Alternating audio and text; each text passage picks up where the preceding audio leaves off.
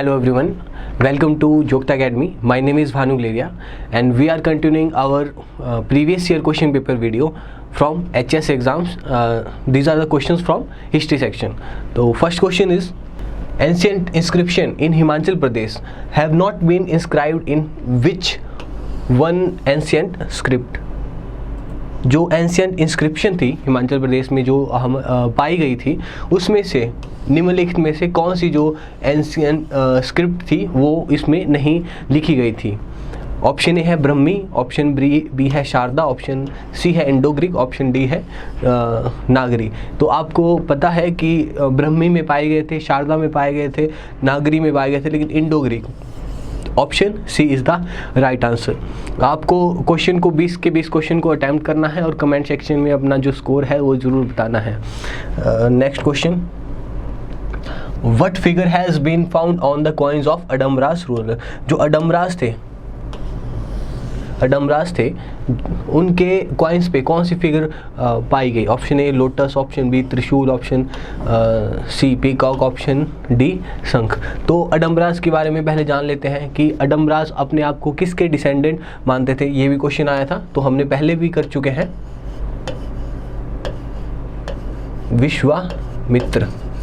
विश्वामित्र दो ऋषि थे, उनके डिसेंडेंट मानते हैं ये अडम्बरास खुद को. ठीक है, तो option B is the right answer. Trishul उनके कॉइन्स पे पाया जाता था.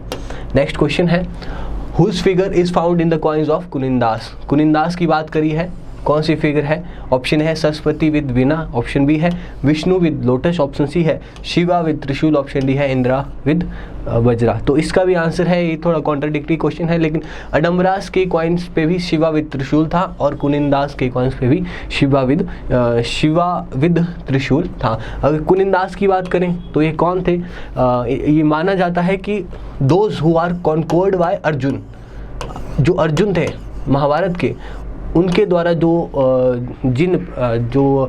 समुदाय था जीता गया उनको कुनिंदास कहा गया. और ये कहाँ कहाँ पाए जाते थे? सिरमौर और शिमला, जो एंशियंट रीजन थे इसमें आपके कुनिंदास पाए जाते थे. और इनके बारे में एक और बात है कि इनको जो कॉइन्स था उन पे एक टाइटल था, ऑफिशियल टाइटल अमोघ भूटिया. टाइटल का नाम क्या है?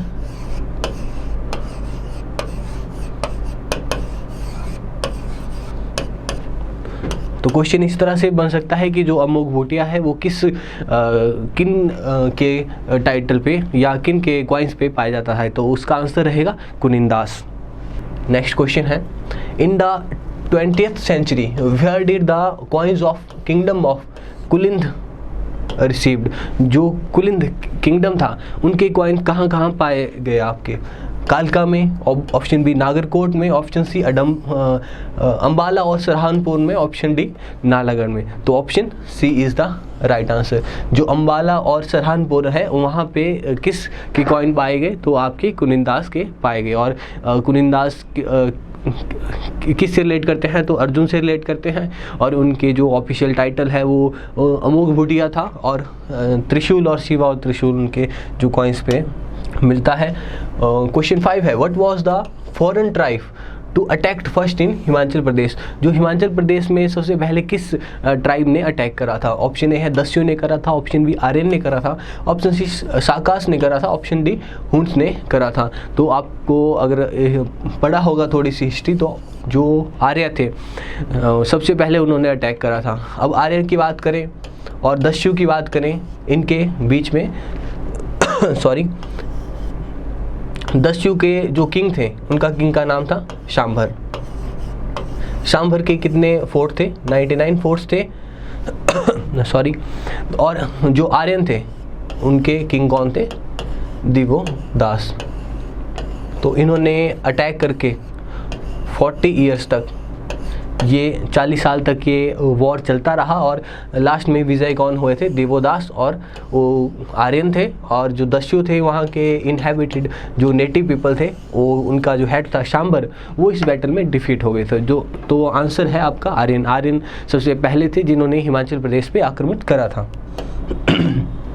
सिक्स्थ क्वेश्चन है, who was the assistant of Shambar in the war with the king Devodas of Aryan. फिर से वही क्वेश्चन है कि देवोदास आर्यन किंग थे और शांभर आपके दस्यु के किंग थे, लेकिन यहाँ पूछा गया है कि उनको असिस्ट किसने करा था, मतलब जो आपके सांबर हैं दस्यु का साथ किसने दिया था। ऑप्शन है क्या वर्ची ने दिया था, सुदास ने दिया था, अर्जुन ने दिया था या प्रद्युम्न ने दिया था। तो option A is the right answer. जो विरची हैं या वर्ची हैं, विरची आप यहाँ से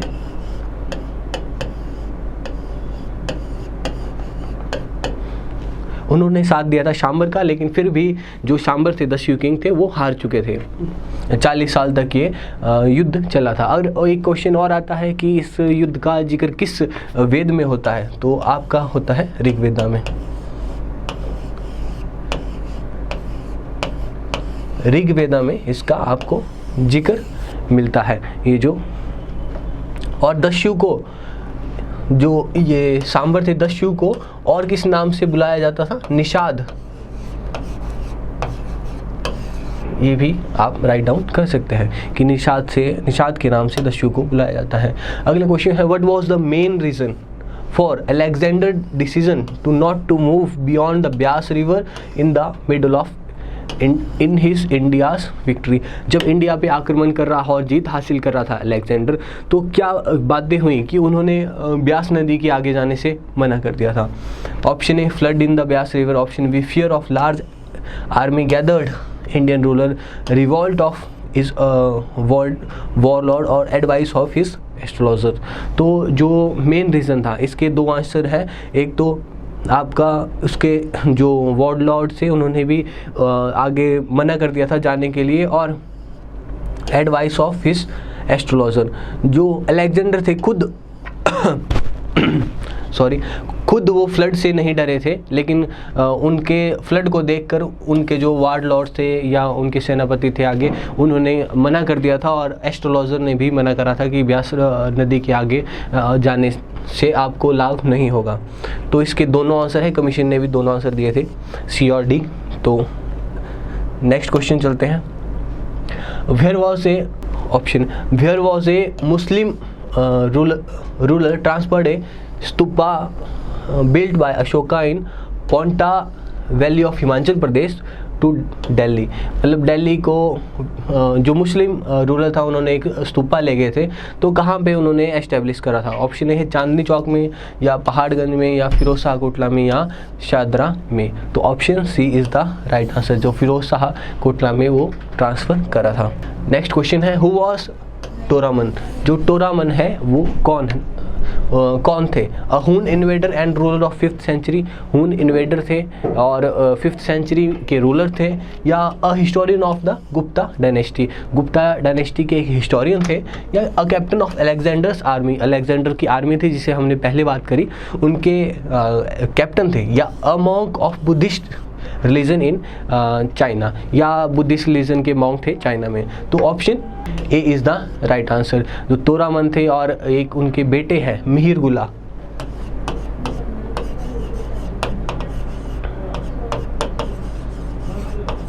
ये क्या थे, हून थे जिन्होंने हमारे इंडिया पे आक्रमण करा था। तो option A is the right answer. 10th question, those 1300 Sanskrit books which were translated into Persian under the order of Firoz Shah Tughlaq were kept in the which of the following temple। जो फिरोज शाह तुगलक के समय 1300 books transfer की गई Persian language में, वो किस मंदिर से ले जाई गई थी। ज्वालामुखी से, मशरूर से, बैजनाथ से या त्रिलोकीनाथ से। तो option A is the right answer. Jwalamukhi temple था, फिरोज शाह तुगलक का समय था, और मैंने आपको बताया था किसने इसको कन्वर्ट करा है। खाली बैठे थे, आपको कमेंट सेक्शन में उसका नाम बताना था। मैंने बताया था कि वो बहुत खाली बैठे थे, राइटर, तो के से उनका नाम हो सकता है। आपको कमेंट सेक्शन में बताना है किस राइटर ने, किस ऑथर ने वो आपकी जो बुक्स थी उनको कन्वर्ट करा था। अब फिरोज शाह तुगलक की बात करें तो आपने अगर पढ़ा होगा, स्लेव डायनेस्टी आई पहले दिल्ली में, फिर खिलजी आई, फिर आपकी तुगलक आई। तो तुगलक डायनेस्टी के थर्ड थे आपके 1351 ऑनवर्ड्स आपकी फिरोज शाह तुगलक ने शासन करा था। तो थोड़ा सा आप इसका टाइम पीरियड भी आप माइंड में याद रख सकते हैं ताकि कोरिलेट चीज़ों को किया जा सके। हाँ, और आपसे एक और क्वेश्चन है कि फिरोज शाह तुगलक किसमें कांगड़ा के शासक कौन थे? आर से नाम हो सकता है, कमेंट सेक्शन में आंसर जरूर दीजिएगा। अभी भी मैंने जो प्रीवियस ईयर के पहले वीडियो डाली थी उसके क्वेश्चंस पूछे थे, तो आप लोगों ने बहुत अच्छे से आंसर दिए हैं। तो आप आगे भी मैं उम्मीद करता हूँ इस तरह आप कंटिन्यूसली इंटरेक्ट करते रहेंगे ताकि आपकी एक हमारे बीच एक इंटरेक्टिव सेशन बना रहे और जो आपकी तैयारी है वो अच्छे से एनहांस भी हो सके और इफ़ेक्टिव भी उसे हम बनाने की कोशिश में लगे रहेंगे। For the prosperity of which state did Guru Govind Singh perform अखंड कीर्तन फॉर 18 डेज? गुरु गोविंद सिंह जी ने 18 दिन तक किस स्टेट के लिए ये कीर्तन अखंड कीर्तन रखा था? ऑप्शन ए है मंडी के लिए, ऑप्शन बी है चंबा के लिए, ऑप्शन सी है सुकेत के लिए, ऑप्शन डी है सिरमौर के लिए। तो option B is the right answer. Mandi के लिए गुरु गोविंद सिंह जी ने आपका 18 दिन तक जो था अखंड कीर्तन रखा था। अब सवाल आता है कि मंडी में उस समय राजा कौन थे? तो आपने ये भी मुझे बताना है। मैं हिंट दे देता हूँ आपको, एस से स्टार्ट है, एस से उनका नाम स्टार्ट है। और मंडी टाउन, अगर मंडी की बात करें तो मंडी टाउन की स्थापना किसने करी थी? तो ये इनका नाम था अजबर सेन। कब करी थी? 1526 में। टाउन की बात कर रहा हूँ मैं। और मंडी से अगर रिलेट करें तो शिवरात्रि जो इंटरनेशनल फेयर है उसकी बात आती है। और शिवरात्रि से रिलेट करें तो हमने रिलेट करके चलिएगा, शिवरात्रि को कल्चर फेयर किसने बनाया था? सूरज सेन ने बनाया था। और सूरज सेन ने ही 2 पैलेस कौन से बनाए थे? आपके दमदमा महल भी सूरज सेन ने बनाया था। तो इसका आपने आंसर देना है कि जब गुरु गोविंद सिंह जी मंडी आए थे तो उस समय मंडी का जो शासक कौन था? इन 1770 who prevented king Ghamand Chand from defeating him by expending his kingdom? तो इसको घमंड चंद को किसने रोका था? ऑप्शन ए है रणजीत सिंह ने, ऑप्शन बी है जस्सा सिंह रामगढ़िया ने, ऑप्शन सी है जय सिंह कन्हैया ने, ऑप्शन डी है जीवा खान ने। तो ये थोड़ा कंट्रोवर्सी है। कोई किसी हिस्टोरियन ने लिखा कि जो घमंड चंद जीते थे, किसी ने लिखा है कि जस्सा सिंह रामगढ़िया जीते थे। तो इन दोनों के बीच में आप इतना याद रखिएगा, इन दोनों की जो वॉर हुई थी और जस्सा सिंह रामगढ़िया ने लगभग घमंड चंद को रोका था। और कईयों में लिखा है कि घमंड चंद ने जस्सा सिंह रामगढ़िया को हराया है। तो option B is the right answer. Which of the following mediated between king Sansar Chand and Jai Singh Ramgarhia to resolve the dispute between fort of? ये जय सिंह आपका कन्हैया होगा, यहाँ पे जय सिंह कन्हैया होगा जहाँ तक मैं सोच पा रहा हूँ। तो ऑप्शन ए है सैफ अली खान, ऑप्शन बी है जीवन खान, ऑप्शन सी है महाराजा रणजीत, ऑप्शन डी है सिंह राजा बिरबल। तो जो महाराजा रणजीत सिंह थे उन्होंने ये मीडिएट करा था। अगर आपने देखा होगा कि जय सिंह कन्हैया ने पहले संसार चंद द्वितीय की बात हो रही है, किसकी बात हो रही है? संसार चंद द्वितीय की बात हो रही है। और उन्होंने मदद ली थी जय सिंह कन्हैया की।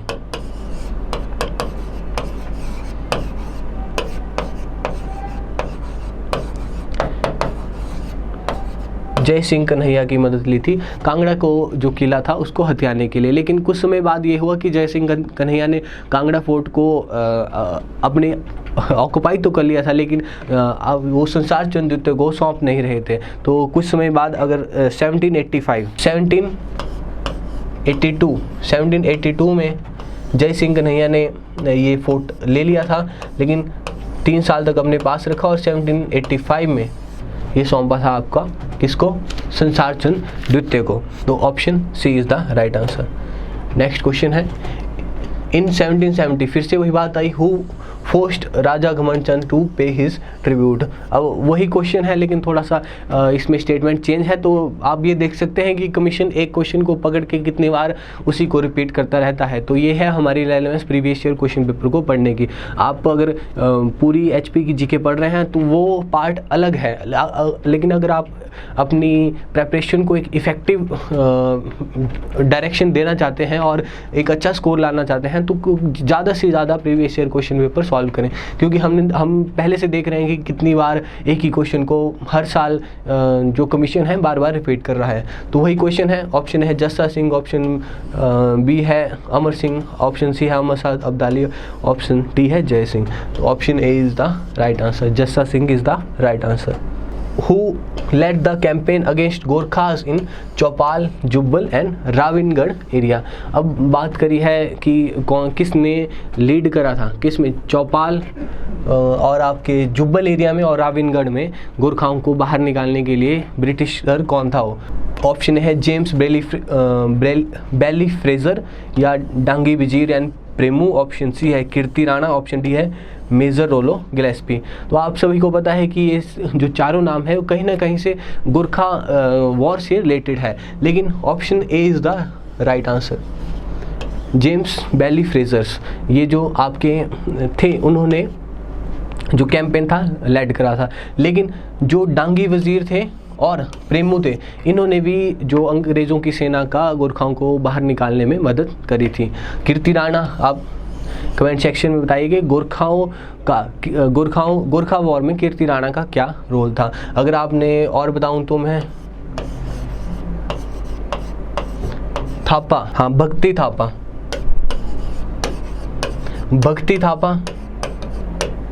गोरखा वार से रिलेटेड है कि भक्ति थापा जो थे उनको किस फोर्ट में मारा था, जो एक one of the brave Gorkha commander थे, उनको उनकी हत्या किस फोर्ट में हुई थी, ये भी क्वेश्चन बनता है। तो आंसर होगा मोलॉन फोर्ट में। भक्ति थापा की जो हत्या थी वो किस फोर्ट पे हुई थी, मोलॉन फोर्ट पे। तो जब इनकी डेथ हो गई थी तो जो अमर सिंह थापा थे, मेन गोरखा कमांडर थे, उनका मनोबल पूरी तरह से टूट चुका था और उसके बाद उन्होंने विड्रॉ करने की सोची थी या फिर सुगौली की संधि जैसी outcomes I.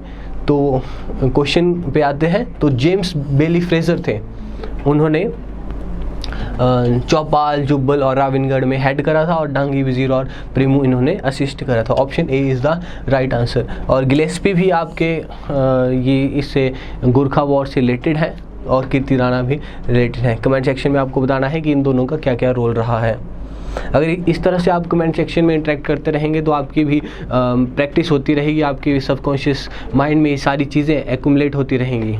When did the European traveller Moorcroft visit Himachal Pradesh? Easy one, option है 1880, 82, 1855, 56, 1820, 22, option D 1825, 27। Option C is the right answer. 1820 और 1822 के दौर था जब मूरक्राफ्ट जो यूरोपियन थे उन्होंने हमारे हिमाचल प्रदेश को विजिट करा था।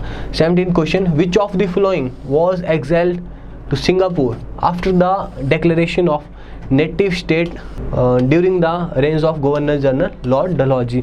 तो जो वजीर थे, लॉर्ड डलहौजी का समय था, उन्होंने अपनी जो स्टेट है, नेटिव स्टेट, उसको इंडिपेंडेंट घोषित कर दिया था कि इसमें ब्रिटिशों का कोई हक नहीं है, हम आज़ाद हैं। तो ये जब उन्होंने डिक्लेयर कर दिया तो उसके बाद जब ब्रिटिशों को पता चला तो उन्होंने उनको वहाँ से निकाल के सिंगापुर भेज दिया। तो ऑप्शन है वजीर राम सिंह पठानिया, ऑप्शन बी है राणा ऑफ राविनगढ़, ऑप्शन सी है शिवानंद रामौल, ऑप्शन डी है पंडित पद्म देव। तो ऑप्शन ए वजीर राम सिंह पठानिया, उनको अपनी स्टेट से निकाल के सिंगापुर भेज दिया गया था, तो वहाँ उनकी फिर बाद में डेथ हो गई थी। तो अंग्रेज़ों का यही था कि अगर आप कहीं किसी पनिशमेंट से नहीं मानते हैं तो एक वन टाइप ऑफ रिवॉर्ड दिया जाए ताकि वहाँ पे जो विद्रोह है उसको पूरी तरह से ख़त्म किया जा सके या उसकी जड़ को मिटाया जा सके। What did the begar system prevail in some other states of Himachal Pradesh? अब यहाँ पूछा गया है कि बेगार सिस्टम क्या है, जो बेगार और दूसरी है बेत। ये HS के मेंस का सिलेबस है, बेगार और बेत। और तो आपको बताना है कि बेगार क्या है। अगर जिसने HS का मेंस का अगर सिलेबस देखा होगा या उसकी तैयारी कर रहा होगा तो वो अच्छे से इस क्वेश्चन को आंसर दे सकता है कि अनएम्प्लॉयमेंट से रिलेटेड है या to do forced work without paying wages या बॉन्डेड वेजेस या ओनरशिप ऑफ द प्लंगस लैंड। तो option A is the right answer. Begar है कि आपको जो वहाँ के किसी राज्य में रहने वाले लोग हैं उनको काम करना पड़ेगा, लेकिन उसके दम पे, उसके बदले उनको कोई भी मनी नहीं मिलेगी, तो उनको फोर्स्ड वर्क है विदाउट पेइंग वेजेस। अब एक है बेस। अब बेस सिस्टम क्या है? बेस सिस्टम ये है कि जो एरिया में लोअर क्लासेस हैं उनको एक बड़ी सी ज़मीन पे, जमींदार की बड़ी सी ज़मीन पे काम करने के लिए एक छोटी सी ज़मीन का टुकड़ा मिलेगा, जहां वो घर भी बना सकते हैं और उस छोटी सी ज़मीन पे अपने लिए उगा भी सकते हैं। फिर से बता देता हूं कि एक छोटी सी ज़मीन में जमींदार क्या करेगा, एक छोटी सी ज़मीन का टुकड़ा देगा, वहाँ पे वो सो कॉल्ड लोअर क्लास रहेंगे और उसके बदले उनको जमींदार की इस पूरी ज़मीन पे फ्री में काम करना पड़ेगा। क्या करना पड़ेगा? फ्री में काम करना पड़ेगा। अब बिगार और बेत में थोड़ा सा डिफरेंस देख लेते हैं। बिगार ये है कि उसमें आपको कुछ भी नहीं मिलेगा, लेकिन जो बेत सिस्टम है उसमें एक ज़मीन का छोटा सा टुकड़ा दिया जाएगा और उसके बदले आपको बहुत सी बड़ी ज़मीन पे फ्री में काम करना पड़ेगा। तो ये एक बहुत ही एक्सप्लॉइटिव सिस्टम थे जो हमारे हिमाचल में प्रिवलेंट थे। तो option B is the right answer. Which princely state ruled the neutrality of 1857 in the freedom struggle? 1857 का जो फ्रीडम स्ट्रगल था उसमें न्यूट्रल कौन रहे थे? ना अंग्रेज़ों की तरफ ना प्रिंसली राजाओं की तरफ, तो वो कौन थे? ऑप्शन ए है रामपुर बुशैर, ऑप्शन बी है नूरपुर, ऑप्शन सी है कांगड़ा, ऑप्शन डी है जसवान। तो option A is the right answer. जो रामपुर और बुशैर था उन्होंने ना अंग्रेज़ों की तरफ से या ना रिवॉल्ट में पार्टिसिपेट करा था।